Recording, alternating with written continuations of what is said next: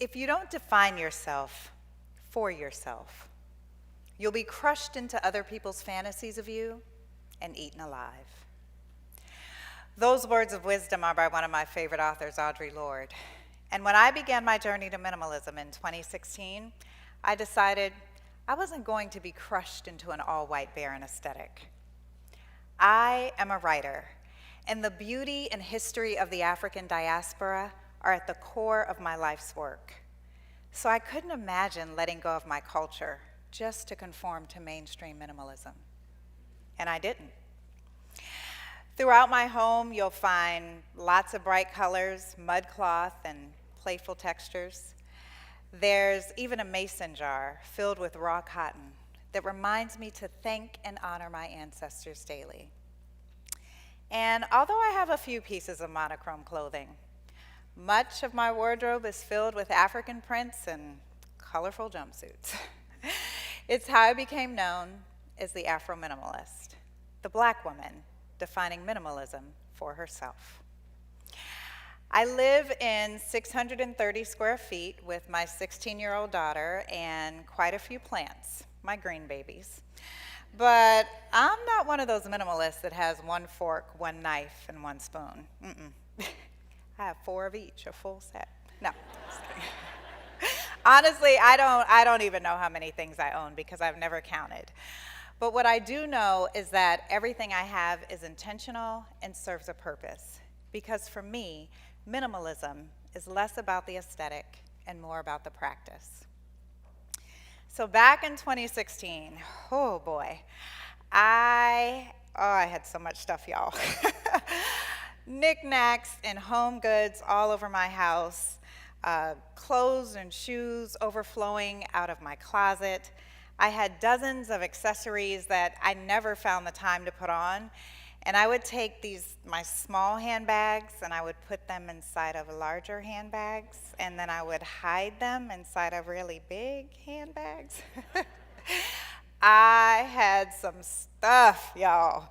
And stuff that I'd purchase for every single reason that you can think of, except need. Our spending habits, like many of our habits, are reflections of how we were raised. What we saw our caregivers prioritize, what could be sacrificed, and what had to be purchased no matter what. And perhaps one of the biggest lessons we learned was how to reward ourselves. What did our caregivers buy because they felt that they'd earned it or deserved it? What was considered a waste of money, and what was worth it, as long as it made them happy? Slowly but surely, we learned behaviors that would influence how we spent our money when we were old enough to buy whatever we wanted. Not whatever we needed, because most of us have everything that we need and plenty to spare. Needs are essentials, those things that we can't live without. But wants are desires. And purchasing things that we want but don't necessarily need are often at the root of overconsumption. And yes, I'm speaking from experience. Some of my fondest childhood memories are spending Saturday afternoons with my mother. We frequented department stores and thrift stores, and there was nothing like the joy in finding something so discounted, it would seem criminal to leave it behind. Of course, now I can see those Saturdays for what they really were: an escape, a way for my mother to blow off steam, a distraction from her ever-growing to-do list of tasks, duties, and responsibilities. But I took the thrill that comes with finding a deal with me well into adulthood. And soon, bargain shopping was my escape. It was the reason I had so many home goods and knickknacks and clothes and shoes that I didn't wear, and handbags inside of handbags inside of handbags. It's one of those things that you look up and you don't even realize how much you've accumulated over time. And because I'm a relatively organized person, my life didn't look like a mess, but it felt like a mess. And whenever I couldn't find what I needed to wear among all those things that I didn't wear, I felt like a mess. I'd become upset, then depressed, and I'd leave the house to escape, and I'm pretty sure you can guess where I'd end up. Finding a sale and buying more things. It was a vicious cycle until one day I decided to learn more about minimalism. Now I'm going to be honest. I'd always associated minimalism with white folks, okay? Because there were always white folks in the pictures. Like, I never saw anyone that looked like me. So when I first came across this blog written by Joshua Fields Milbourne and Ryan Nicodemus, the Minimalist, that's exactly what I thought. 2 more white folks telling me how to live with less, right? But on that day, I was desperate. And so I kept reading and learning. And I remember looking up, and it was like I was looking at everything I owned and really seeing it for the first time. All the purchases tied to unhappiness, all the things that I had bought because I felt like I deserved them for working so hard, all the stuff that I'd purchased for my daughter because I felt guilty for working so much. It was overwhelming, and I was so disappointed and so ashamed in myself. I actually cried. It was awful. But in retrospect, I had to feel that awfulness, because one of the first steps to living with less is acknowledging that you have too much. I had to ask myself some really tough questions like, Christine, why do you own 20 pairs of jeans and you only wear the same 2? Why? I had to get to the root cause of why, the bargain shopping. And then I needed to forgive myself. And forgiveness was complicated because in addition to the bargain shopping, there was also this silent burden of being a first-time everything. College graduate, 6-figure income earner, the first person in my family to have an opportunity to acquire anything and everything. And I had made it. So why wasn't I happy? It took me sitting with all that stuff, feeling overwhelmed and ashamed, to acknowledge the obvious. Rarely do things bring happiness. But I was ready to make a change, and I even created a mantra, something to tell myself the next time I came across something so discounted it would seem criminal to leave it behind. I would say, remember, it's not a deal if you don't need it.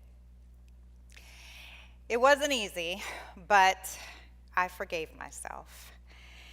And, I look back on those moments and I feel, it's almost like I can still feel myself right there. It's hard not to get emotional when you think about everything that you've acquired that you don't need, right? And letting go of things isn't easy because even if we don't need or use them, there's still things that we spent our hard-earned money on. And of course, those things that have been, things that have the tag still on them can be sold. Things that are gently worn can be consigned, but what about all the other stuff? What about all those things that we don't need or use that are just too nice to give away? Let me tell you something. Those things are the make or break point of minimalism. When I had finished decluttering and all I had left were those things, it was time to ask myself another very important question. How long are you going to continue to hold on to things that you don't need just because you don't want to give them away? I still remember this black Casper suit that I struggled to part with. It was beautiful, y'all. The detailing, the buttons, the hem, it was beautiful. It was the perfect power suit, except I hadn't worn it in years because I had so many other perfect power suits. When I finally let go of that black Casper suit, it felt so good to know that it was no longer hanging in my closet, and that it would be going to dress for success and be worn by a woman who actually needed it. You'll never be able to financially recoup everything that you've spent on things that you don't need, but you can pay it forward in many, many ways. One of the ways that I continue to pay it forward is by sharing my journey to minimalism online. And I do that in the hopes that just in case there's ever anyone else out there looking for a non-traditional approach to minimalism, they'll hopefully find me, read about my little journey, and be inspired. And guess what? People have found me.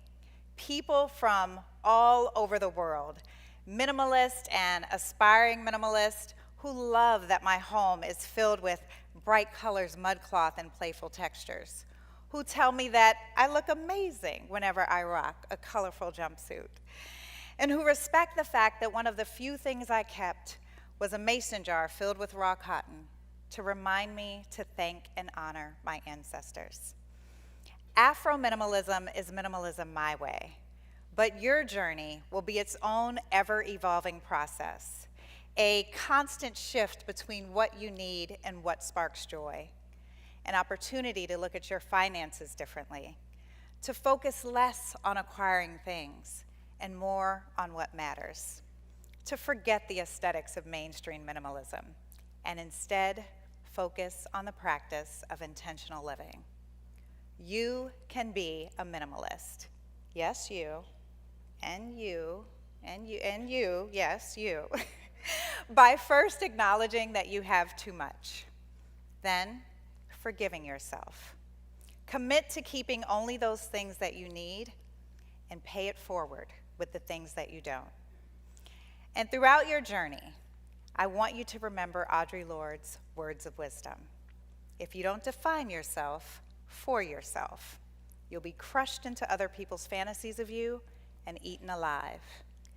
And the next time you come across something so discounted that it seems criminal to leave it behind, I want you to think of my words. And remember, it's not a deal if you don't need it. Thank you.